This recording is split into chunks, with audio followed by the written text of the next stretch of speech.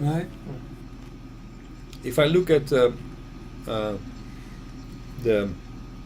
current projects that are being done by JICA, left and right, in developing nations, then what I see is that the money that JICA makes available, it is said to be to the benefit of the country who receives the donation.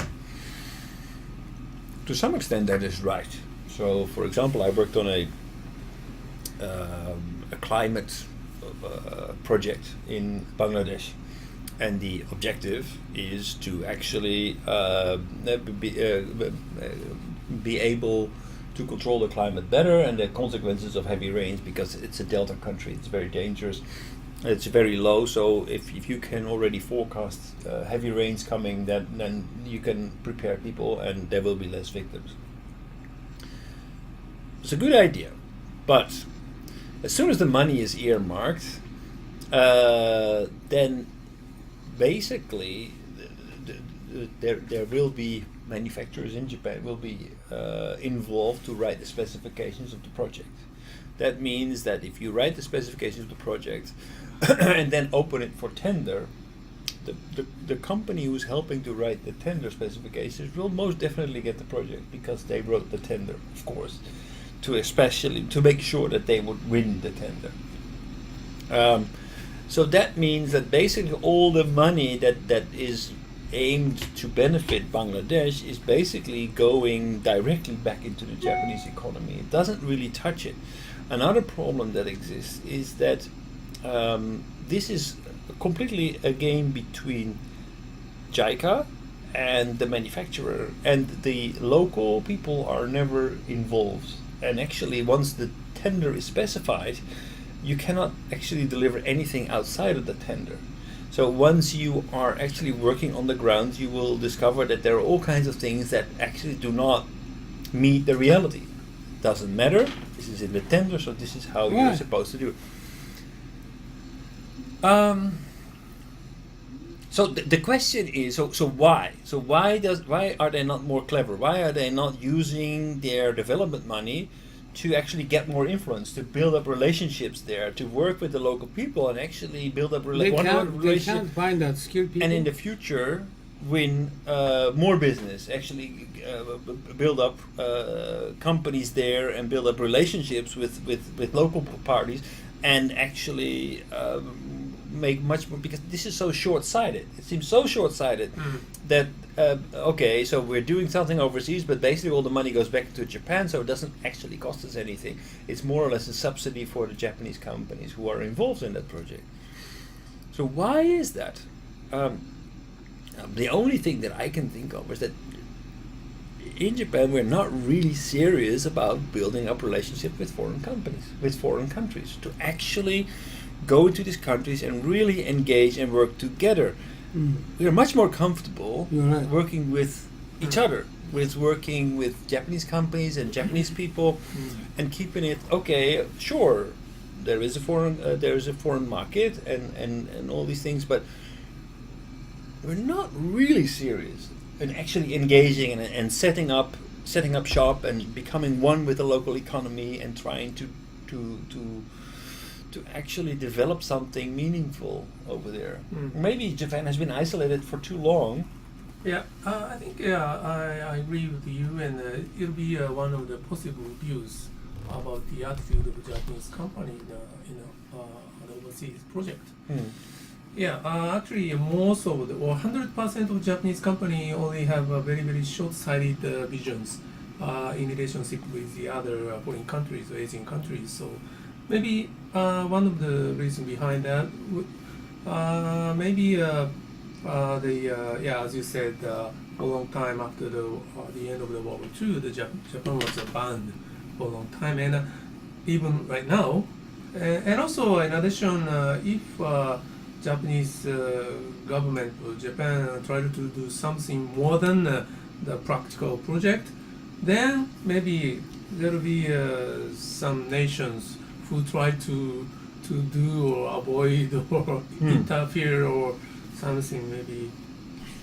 So But maybe most of the case, the biggest reason is the mindset of the executives of the Japanese company, or maybe the Japanese government, without long-term visions. I tell you, Japanese car manufacturing maker in China, they buying their parts only from Japanese company in China.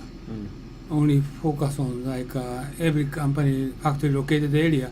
They invite Japanese the parts maker, invite them to surrounding that manufacturing factory. Right. But European car maker is different. Their parts suppliers spread all over China. Okay, why is so different? Because Japanese, they don't know they don't hire Chinese key person, so they don't know make contract with local supplier. This is everything is the same. Japanese not occupied to only Japanese company, but they do not know. This is a problem. But China case is one way to one road, and they invested a lot of money all over the world. But 85% is Chinese supplier. Okay, they don't Really? they don't use local people. But they have very strong network all over the world. But they don't hire local people. Japanese company different. They do not know. They cannot speak English. That's a major problem. So many overseas people misunderstand Japan. They saw Japan, China same. You try to occupy your own country's supplier. No. China knows that, but they intentionally try to hire Chinese supplier. But Japanese not intentionally. They don't know where to make order. Simply different. And because of language. Like your cases, I believe they don't know where to make order to local company. They don't know, so they feel risky to order outside Japanese company. This is the reason why. I think in connection with the Undo-san's vision right now, there will be also another maybe a reason about the overseas project that, for example, the Samsung. That was maybe almost 10 years ago when I read the book about the strategy of Samsung. But it said that Samsung hired when Samsung hired the employed the new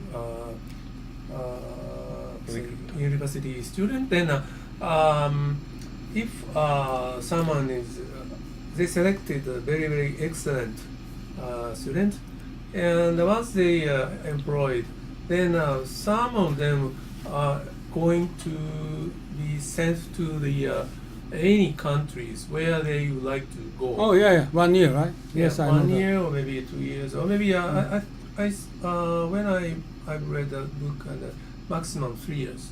Oh, Really? Yeah. 3 years? Yes. Oh, I thought forever. Yes.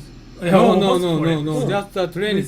Oh, okay. And with the full funding from companies. Yes. And there's no obligations, there's no responsibility, whatever Yes. you do, Really? except when you see the things, I can say, behind the main road, street, everything we have to report to the headquarters.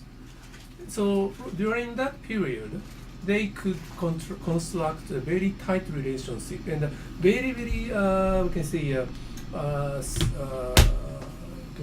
detailed information of the nations, from a very bottom of the class of people to the top. Then now some people said that Samsung have some kind of a very what can I say intelligent database about the situation all over the nations. The power of the system is sometimes more than the CIA system or whatever. So, but anyway, the bottom line is the Samsung, or maybe or other almost or other global company have some kind of the strategy to have or to construct the implicit relationship long before the practical business or project. So that, but the most of the case, it is almost impossible for the Japanese company to do such kind of things because every I can say expense should be connected with the other very clear objectives or whatever based on the rules or regulated by in any aspect, so that if the Japanese company have a very practical project, then it is possible. But before the project, it is almost impossible to spend the many, not so much money, but even the small money. There's no margins. So I think that is one of the reasons, I guess.